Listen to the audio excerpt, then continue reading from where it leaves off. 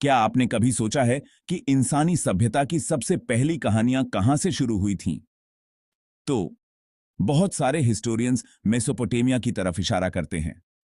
ये वो जगह है जो दो बड़े रिवर्स टाइग्रिस और यूफ्रेटिस के बीच में बसी थी। इसी वजह से इसका नाम भी है नदियों के बीच की जमीन। ये आज के इराक में है और थोड़ा थोड़ा सीरिया और टर्की में भी आती है। मेसोपोटामिया को अक्सर सभ्यता की जननी कहा जाता है क्योंकि यहां से बहुत कुछ शुरू हुआ। सिटीज, राइटिंग, कानून और भी बहुत कुछ। हमारे मॉडर्न सिटीज से बहुत पहले यहां के लोग बड़े सेटलमेंट्स बनाते थे। उन्होंने खेती करना, घर बनाना, ट्रेड करना और लिखना सीख लिया था। ये कोई सिंपल गांव की लाइफ नहीं थी। ये असली सिटीज थीं, अपने रूल्स और लीडर्स के साथ। मेसोपोटामिया के लोगों ने इंसानों की जिंदगी हमेशा के लिए बदल दी। इसी वजह से हिस्टोरियंस इसे सभी सभ्यताओं की मां कहते हैं। मेसोपोटामिया हिस्ट्री में इतना इंपॉर्टेंट क्यों है? इसका जवाब सिंपल है। यहां से हमें वो बहुत सी चीजें मिलीं जो आज भी हम यूज करते हैं। सिटीज का आइडिया हो या राइटिंग की कला, मेसोपोटामिया की देन आज भी हमारे साथ है। इसका असर और जगहों तक फैला और फ्यूचर कल्चर्स की नींव बना। इस ऐसे में हम आपको एक जर्नी पर ले चलेंगे।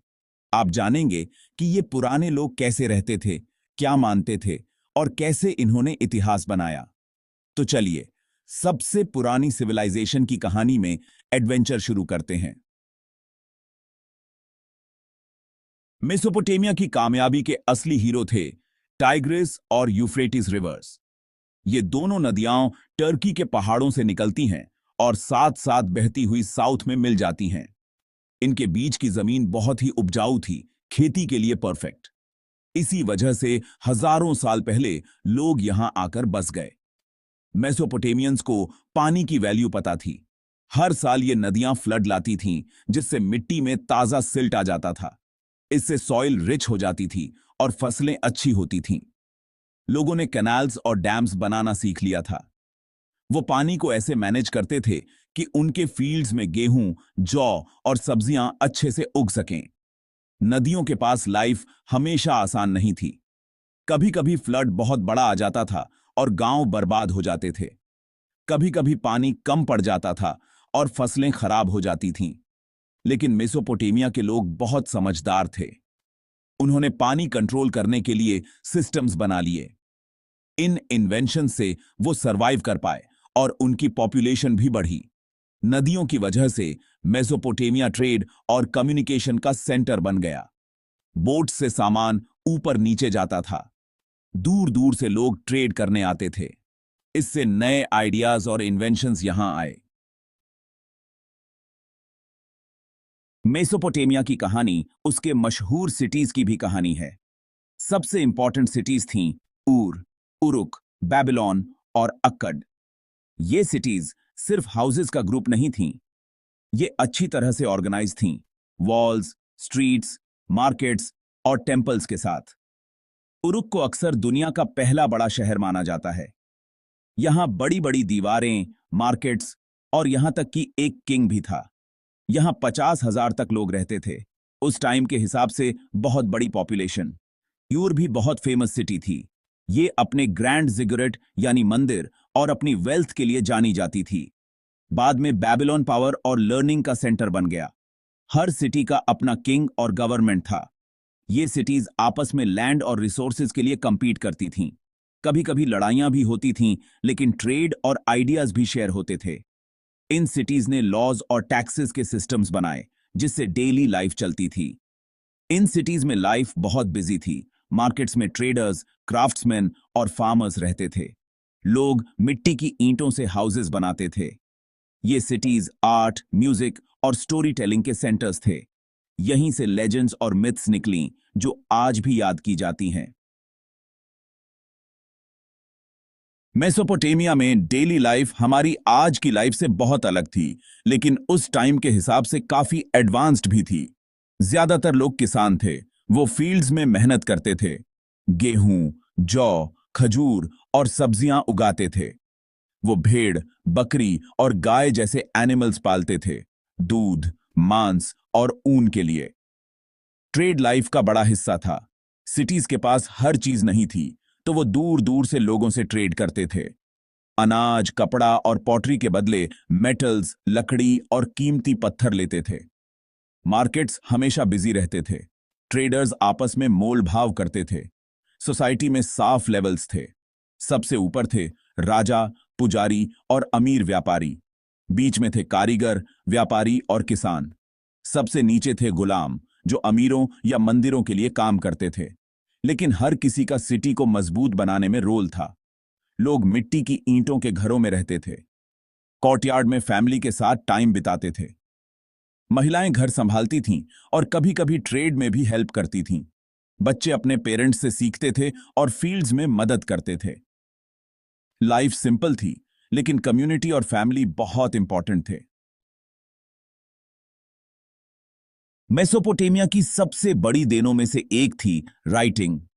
इससे पहले लोग सिर्फ पिक्चर्स या सिंबल्स यूज करते थे, लेकिन यहां के लोगों ने क्यूनीफॉर्म नाम की राइटिंग सिस्टम इन्वेंट की। ये वर्ड क्यूनियस से आया है, जिसका मतलब है वेज, क्योंकि वो एक रीड स्टाइलस से मिट्टी की टैबलेट्स पर वेज शेप्ड निशान बनाते थे।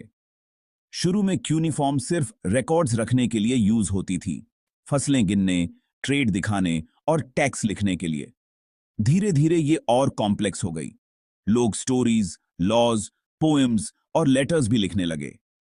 एपिक ऑफ गिलगमेश दुनिया की सबसे पुरानी कहानियों में से एक क्यूनीफॉर्म में लिखी गई थी। मेसोपोटामिया में लर्निंग की बहुत रिस्पेक्ट थी। अमीर फैमिलीज के लड़कों के लिए स्कूल्स थे।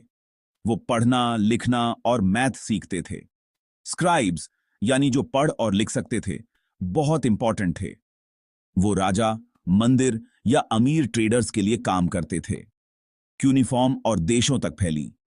ये कई दूसरी राइटिंग सिस्टम्स की बेस बन गई। इसी वजह से आज हमें मेसोपोटामिया के बारे में इतना कुछ पता है। उनकी मिट्टी की टैबलेट्स आज भी म्यूजियम्स में मिलती हैं, जो हजारों साल पुरानी कहानियां सुनाती हैं। रिलीजन मेसोपोटामिया की लाइफ का सबसे इंपॉर्टेंट हिस्सा था। लोग बहुत सारे गॉड्स और गॉडेसेस में मानते थे और हर सिटी का अपना मेन गॉड होता था। जैसे उरुक का मेन गॉड था इनाना और बेबीलोन का था मर्डुक। ये गॉड्स सब कुछ कंट्रोल करते थे, वेदर, फसलें, सेहत, यहां तक कि युद्ध भी।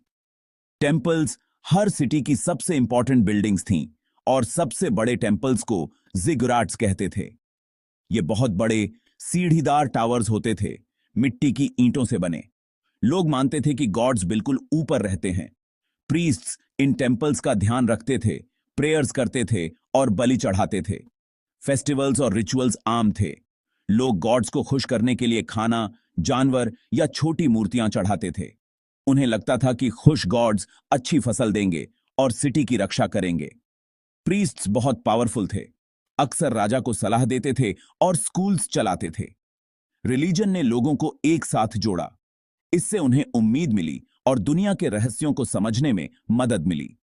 मेसोपोटामिया की कई मिथ्स और कहानियां आज भी इंसानों के रिलीजन और गॉड्स को देखने का तरीका बदल देती हैं। मेसोपोटामिया हिस्ट्री बुक्स में इतनी फेमस क्यों है? इसका जवाब है इसकी बहुत सारी अचीवमेंट्स। यहीं पर सबसे पहले सिटीज बनी, यहीं राइटिंग शुरू हुई और यहीं सबसे पहले कानून लिखे गए। ये सारे फर्स्ट्स मेसोपोटामिया को खास बनाते हैं। दुनिया का सबसे पुराना कोड ऑफ लॉज, जिसे कोड ऑफ हम्मुराबी कहते हैं, यहीं लिखा गया था। इसमें बताया गया था कि लोगों को कैसे रहना है, कौन सी सजा मिलेगी और झगड़े कैसे सुलझेंगे। इन लॉज से सबकी लाइफ सेफ और ऑर्गेनाइज्ड हो गई। मेसोपोटामिया के लोगों ने बहुत सी चीजें इन्वेंट की जो आज भी यूज होती हैं, जैसे व्हील, प्लाव और सेल बोट।